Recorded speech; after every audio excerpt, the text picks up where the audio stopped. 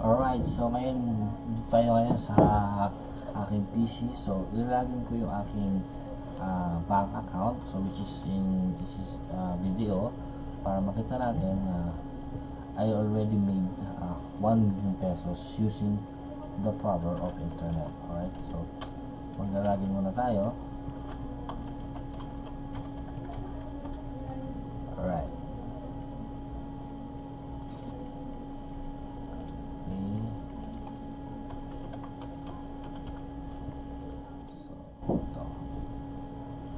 so in this video, no tricks, no editing, just real account. Alright, so I have here I have 2 accounts here. So the isang account may 660,000 pesos and the other one is merong 340,778. Check natin yung total niya. Okay, so calculate na lang natin.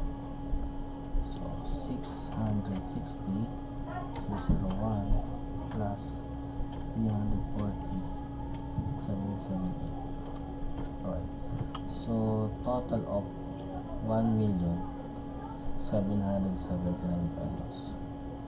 Alright, so to prove to you that I have 1 million on my account and I already made this using the power of the internet.